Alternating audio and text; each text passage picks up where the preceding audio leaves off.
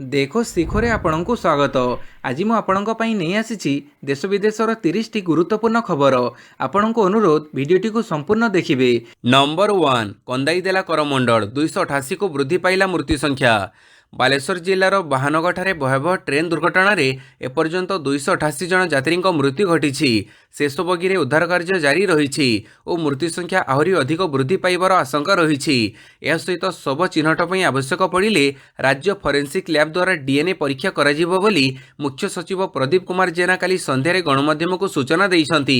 ସେହିପରି ରାଜ୍ୟର ବିଭିନ୍ନ ହସ୍ପିଟାଲରେ ଦୁର୍ଘଟଣାଗ୍ରସ୍ତ 1175 ଜଣ ଯାତ୍ରୀ ଭର୍ତ୍ତି ହୋଇଥିଲେ ଓ ସେମାନଙ୍କ ମଧ୍ୟରୁ 793 ଜଣଙ୍କୁ ଇତିମଧ୍ୟରେ ଡିସ୍ଚାର୍ଜ କରାଯାଇଥିବା ବେଳେ 382 ଜଣ ଚିକିତ୍ସାଧୀନ ଅଛନ୍ତି। 2 ଜଣଙ୍କ ସ୍ୱାସ୍ଥ୍ୟାବସ୍ଥା ଏବେ ଗୁରୁତର ରହିଛି। ରେଳବାଇ କ୍ରେନ୍ ସହାୟତାରେ ଶେଷ ବଗିକୁ ଉଠାଯାଇ ଉଦ୍ଧାର କାର୍ଯ୍ୟ ଜାରି ରହିଛି। ଯଦି କିଛି କେହି ମୃତାହତ ଠାବ ହୁଅନ୍ତି ତାହେଲେ ସେ ସମ୍ପର୍କରେ ସୂଚନା ଦିଆଯିବ। ନମ୍ବର 2 ଟ୍ରେନ୍ ଦୁର୍ଘଟଣାସ୍ଥଳରେ ମୁଖ୍ୟମନ୍ତ୍ରୀ ନବୀନ ପଟ୍ଟନାୟକ। ବାଲେଶ୍ୱର ଜିଲ୍ଲା ବାହାନଗା ନିକଟରେ ଘଟିଥିବା ଟ୍ରେନ୍ ଦୁର୍ଘଟଣାସ୍ଥଳରେ ମୁଖ୍ୟମନ୍ତ୍ରୀ ନବୀନ ପଟ୍ଟନାୟକ ପହଞ୍ଚିଛନ୍ତି। ତାଙ୍କ ସହ 5ଟି ସଚିବ ଭିକେ ପାଣ୍ଡିଆନ ମଧ୍ୟ ଦୁର୍ଘଟଣାସ୍ଥଳକୁ ଯାଇଛନ୍ତି। ଏହାଛଡ଼ା କେନ୍ଦ୍ର ରେଳମନ୍ତ୍ରୀ ଅଶ୍ୱିନୀ ବୈଷ୍ଣବ ଓ ବାଲେଶ୍ୱର ସାଂସଦ ପ୍ରତାପ ଷଡ଼ଙ୍ଗୀ ମଧ୍ୟ ସେଠାରେ ଉପସ୍ଥିତ ଅଛନ୍ତି। ମୁଖ୍ୟମନ୍ତ୍ରୀ ଘଟଣାର ସ୍ଥିତି ଅନୁଧ୍ୟାନ କରିଛନ୍ତି। ଉଦ୍ଧାର କାର୍ଯ୍ୟ ଓ ଗୁରୁତର ଯାତ୍ରୀଙ୍କ ଚିକିତ୍ସା ବ୍ୟବସ୍ଥାର ସମୀକ୍ଷା କରିଛନ୍ତି। ଏହାପରେ ସେ ବାଲେଶ୍ୱର ମେଡିକାଲ କଲେଜକୁ ଯାଇ ଆହତଙ୍କୁ ଭେଟିଛନ୍ତି ଓ ସେମାନଙ୍କର ଆଶୁ ଆରୋଗ୍ୟ କାମନା କରିଛନ୍ତି। ନମ୍ବର 3 ପ୍ରାଥମିକ ତଦନ୍ତ ରିପୋର୍ଟ ସିଗ୍ନାଲ ଫେଲ୍ ଯୋଗୁଁ ଘଟିଛି ଭୟଙ୍କର ଦୁର୍ଘଟଣା। ବାଲେଶ୍ୱର ଟ୍ରେନ୍ ଟ୍ରାଜେଡିକୁ ନେଇ ଉଚ୍ଚସ୍ତରୀୟ ତଦନ୍ତ କରାଯାଉଥିବା ବେଳେ 24 ଘଣ୍ଟା ନ ପୂରୁଣୁ ପ୍ରାଥମିକ ରିପୋର୍ଟ ସାମ୍ନାକୁ ଆସିଛି। ମିଳିତ ତଦନ୍ତକାରୀ ଟିମ୍ ତାର ପ୍ରାଥମିକ ରିପୋର୍ଟରେ ସିଗ୍ନାଲ ଫେଲ୍ ଯୋଗୁଁ ଏତେ ବଡ଼ ଘଟଣା ଘଟିଥିବା କହିଛି। ରିପୋର୍ଟରେ କୁହାଯାଇଛି ଯେ ମୁଖ୍ୟ ଲାଇନ୍ ପାଇଁ କରମଣ୍ଡଳ ଏକ୍ସପ୍ରେସକୁ ସିଗ୍ନାଲ ଦିଆଯାଇଥିଲା, ତେବେ ହଠାତ୍ ଏହାକୁ ହଟେଇ ଦିଆଯାଇଥିଲା। ଏହା ପଛର କାରଣ କ'ଣ, କାହିଁକି ସିଗ୍ନାଲ ଅପ୍ ଡାଉନ୍ କରାଯାଇଥିଲା ତାର ତଦନ୍ତ କରାଯାଉଛି। କିନ୍ତୁ ସେତେବେଳକୁ ଟ୍ରେନ୍ଟି ଗୋଟିଏ ଲୁପ୍ ଲାଇନ୍ ବା ସାଇଡ୍ ଲାଇନ୍ରେ ପ୍ରବେଶ କରିଯାଇଥିଲା। ଏହି ସମୟରେ ଲୁପ୍ ଲାଇନ୍ରେ ପୂର୍ବରୁ ମାଲବାହୀ ଟ୍ରେନ୍ ରହିଥିଲା। ଫଳରେ ଯାତ୍ରୀବାହୀ କରମଣ୍ଡଳ ଏକ୍ସପ୍ରେସ ଏହାକୁ ଖୁବ୍ ଜୋରରେ ଧକ୍କା ଦେଇଥିଲା। ଏଥିଯୋଗୁଁ ଟ୍ରେନ୍ର ଏକାଧିକ ବଗି ଲାଇନଚ୍ୟୁତ ହୋଇଯାଇଥିଲା। ଏହି ସମୟରେ 12864 ଟ୍ରେନ୍ ଡାଉନୱାର୍ଡ ମୁଖ୍ୟ ଲାଇନ୍ରେ ଆସୁଥିଲା। ଏହି ଟ୍ରେନ୍ଟିର 2ଟି ବଗି ମଧ୍ୟ କରମଣ୍ଡଳ ସହ ଧକ୍କା ହୋଇ ଲେଉଟି ପଡ଼ିଥିଲା। ଦୁର୍ଘଟଣାରେ ମୋଟ 17ଟି ବଗି କ୍ଷତିଗ୍ରସ୍ତ ହୋଇଛି ବୋଲି ରିପୋର୍ଟରେ କୁହାଯାଇଛି।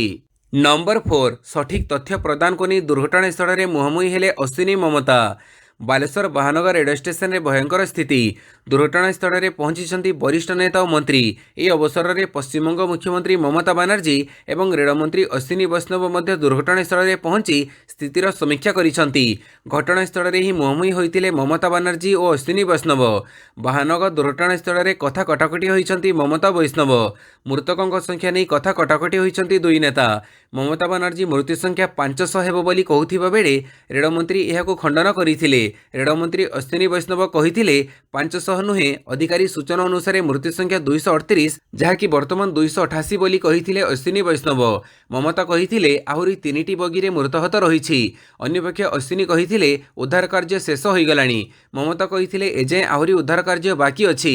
ମୃତ୍ୟୁ ସଂଖ୍ୟା ସଠିକ୍ ତଥ୍ୟ ଦେବାକୁ ଘଟଣାସ୍ଥଳରେ ଅଶ୍ୱିନୀଙ୍କୁ କହିଥିଲେ ମମତା। ନମ୍ବର 5 ବାହାନଗା ଟ୍ରେନ୍ ଟ୍ରାଜେଡି ଦୁର୍ଘଟଣାସ୍ଥଳରେ ସ୍ଥିତି ସମୀକ୍ଷା କଲେ ପ୍ରଧାନମନ୍ତ୍ରୀ ମୋଦି। ବାଲେଶ୍ୱର ଜିଲ୍ଲା ବାହାନଗା ରେଳ ଦୁର୍ଘଟଣାସ୍ଥଳରେ ପହଞ୍ଚି ସ୍ଥିତି ସମୀକ୍ଷା କରିଛନ୍ତି ପ୍ରଧାନମନ୍ତ୍ରୀ ମୋଦି। ଘଟଣାସ୍ଥଳରେ ପହଞ୍ଚିବା ପରେ ଅଧିକାରୀମାନେ ପ୍ରଧାନମନ୍ତ୍ରୀ ମୋଦିଙ୍କୁ ଦୁର୍ଘଟଣା ବାବଦରେ ବିସ୍ତୃତ ଭାବେ ସୂଚନା ଦେଇଥିଲେ। ଅଧିକାରୀମାନେ ଏକ ବଡ଼ ମ୍ୟାପ୍ ଦେଖାଇ ପ୍ରଧାନମନ୍ତ୍ରୀଙ୍କୁ ସ୍ଥିତି ବାବଦରେ କହିଥିଲେ। ଏହାପରେ ଘଟଣାସ୍ଥଳରୁ ହିଁ ପ୍ରଧାନମନ୍ତ୍ରୀ ମୋଦି 2 ଥର ଫୋନ୍ କରି କଥା ହୋଇଥିଲେ। ପ୍ରଧାନମନ୍ତ୍ରୀ ଫୋନ୍ରେ କେଉଁ 2 ଜଣଙ୍କ ସହ କଥା ହେଲେ ତାହା ସ୍ପଷ୍ଟ ହୋଇନାହିଁ। ତେବେ ଏହାରି ଭିତରେ ଖବର ଏହା ମଧ୍ୟ ଆସୁଛି ଯେ ପ୍ରଧାନମନ୍ତ୍ରୀ ନରେନ୍ଦ୍ର ମୋଦି କେନ୍ଦ୍ର ସ୍ୱାସ୍ଥ୍ୟମନ୍ତ୍ରୀ ମନସୁଖ ମାଣ୍ଡଭ୍ୟ ଏବଂ କ୍ୟାବିନେଟ୍ ସଚିବଙ୍କ ସହ କଥା ହୋଇଥିଲେ।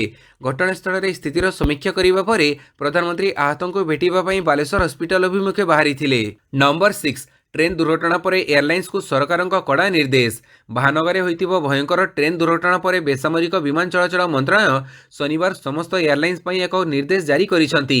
ସମସ୍ତ ଏୟାରଲାଇନ୍ସକୁ ନିର୍ଦ୍ଦେଶ ଦିଆଯାଇଛି ଯେ ଭୁବନେଶ୍ୱର ଯିବା ଆସିବା କରୁଥିବା ଉଡ଼ାଣର ଭଡ଼ାର ଅସାମାନ୍ୟ ବୃଦ୍ଧି ଉପରେ ନଜର ରଖିବେ ଏବଂ ଏହାକୁ ରୋକିବା ପାଇଁ ଆବଶ୍ୟକୀୟ ପଦକ୍ଷେପ ନେବେ। ଏହାସହ ମନ୍ତ୍ରଣାଳୟ ଏହା ମଧ୍ୟ ନିର୍ଦ୍ଦେଶ ଦେଇଛି ଯେ ଦୁର୍ଘଟଣା କାରଣରୁ କୌଣସି ବିମାନ ଯାତ୍ରାର ଟିକେଟ୍ରୁ ରଦ୍ଦ କରିବା କିମ୍ବା ଯାତ୍ରାର ପୁନଃନିର୍ଦ୍ଧାରଣ ପାଇଁ କୌଣସି ଅତିରିକ୍ତ ଶୁଳ୍କ ନ ନିଆଯିବା ଦରକାର। ମନ୍ତ୍ରଣାଳୟ ଏନେଇ ସମସ୍ତ ବିମାନ କମ୍ପାନୀଙ୍କ ପାଇଁ ଗାଇଡଲାଇନ୍ ଜାରି କରିଛି। ନମ୍ବର 7 ଆଉ ବିକ୍ରି ହେବନି ତୁରନ୍ତ ଆରାମ ଦେଉଥିବା ଏହି 14ଟି ଫିକ୍ସଡ ଡୋଜ୍ କମ୍ବିନେସନ୍ ମେଡିସିନ୍। केंद्र सरकार समय समय देश में बिक्री होता औषधर समीक्षा करिथांती। एही क्रम में सरकार 14 फिक्स डोज कॉम्बिनेशन बा एफडीसी मेडिसिन रो बिक्री उपरे कटकणा जारी करिसंती।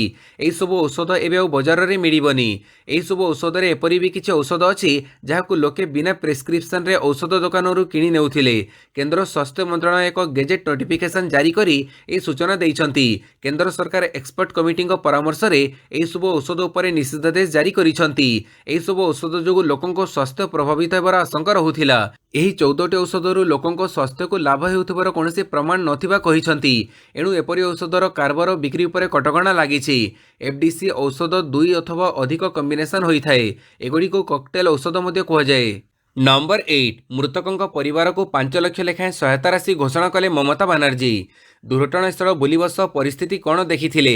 पूर्वतन रेलमंत्री ममता बानर्जी घटना को नहीं दुख प्रकाश करिसंती। से कहिसंती यह एपर्यंत सबुठारु बड़ दुर्घटना। 1981 रे मध्य समान घटना घटिथिला। ए ट्रेन रे कोनोसी एंटी कोलिजन डिवाइस नथिला, सेथिपई दुर्घटना घटिथिला। जदि यह थांता तेबे होयत दुर्घटनारू वर्ती जाइथांता। तेबे दुर्घटना रे मृतकों परिवार को 5 लाख लेखाएं सहायता राशि प्रदान करिसंती पश्चिमबंगर सीएम ममता बानर्जी। रेल विभाग 10 लाख टंका देउथिबो बेले आमे 5 लाख लेखाएं सहायता करिवु। यासह रिलीफ एवं उद्धार कार्य रे आमे ओडिशा सरकार एवं रेलबाई को संपूर्ण सहयोग करिवु। नंबर 9 बाहानगा ट्रेन ट्राजेडी घटनार उच्चस्तरीय तदंत निर्देश देला रेल विभाग। सोर बाहानगा ट्रेन ट्राजेडी घटनार उच्चस्तरीय तदंत निर्देश रेलमंत्री अश्विनी वैष्णव पक्षर यह निर्देश दि जाइछि। एबे सुधा यह छातीथरा दुर्घटनार मृत्यु संख्या 288 को वृद्धि पाइथिबा बेले आहतों संख्या 1000 पार होइछि। सेहिपरि घटनास्थल में एनडीआरएफ एवं ओड्राफ टीमों द्वारा उद्धार कार्य जारी रहिछि। शनिवार सकाळु सेनार टीम मध्य पहुंची। शुक्रवार दिन उद्धार कार्य सेनार सहयोग नियाजिबो बोली रेलमंत्री घोषणा करथिले। नंबर 10 करमंडल एक्सप्रेस अघटन दुर्घटना पर बाहानगा असिस्टेंट स्टेशन मास्टर फेरार। बाहानगर रेडियो स्टेशन असिस्टेंट स्टेशन मास्टर फेरार। कुआड़े गले एएसएम तांकर पता मिलूनी। से दुर्घटना बेले ड्यूटी रे थिबा बेले समय फेरार हो जाइछंती।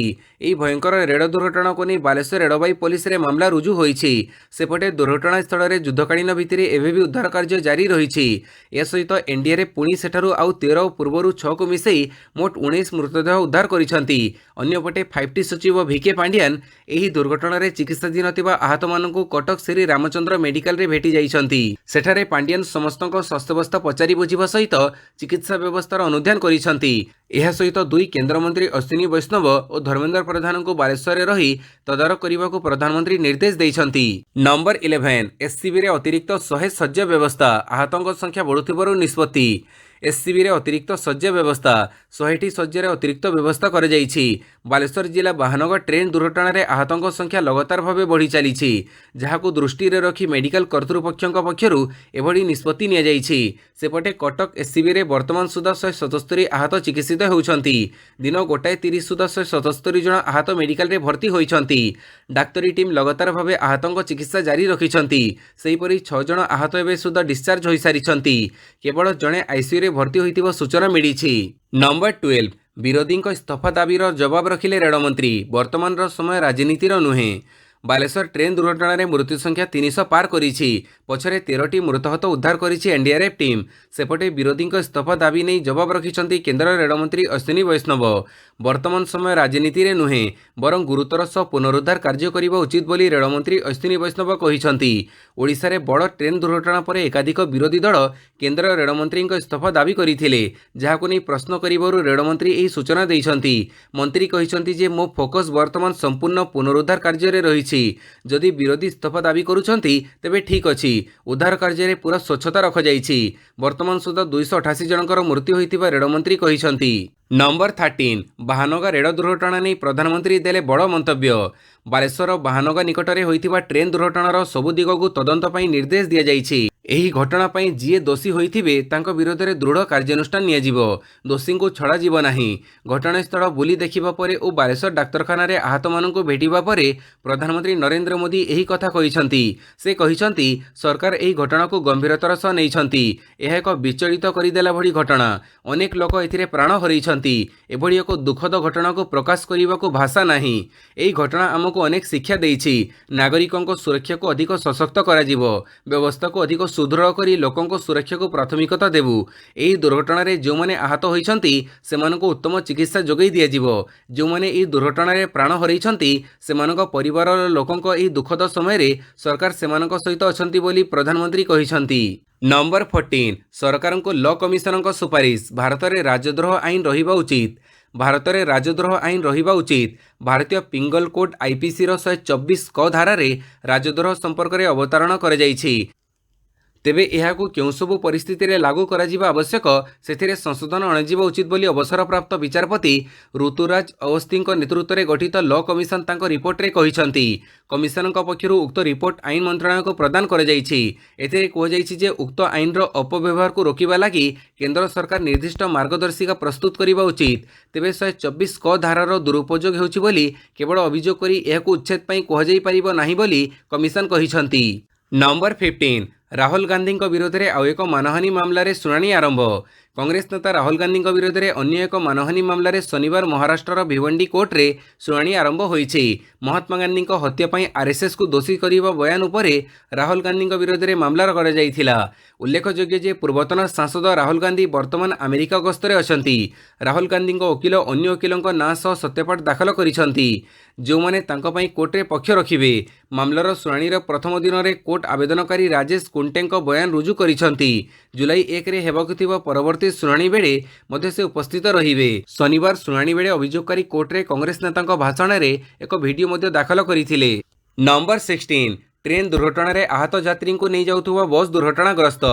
बालेश्वर ट्रेन दुर्घटना रे आहत होइथिबा यात्री बस जोगे जाउथुबा बेले बस मध्य दुर्घटनाग्रस्त होइछि। आहत यात्री को पश्चिमबंग मेदिनीपुर को नेउथुबा एक भ्यान सह धक्का होइछि।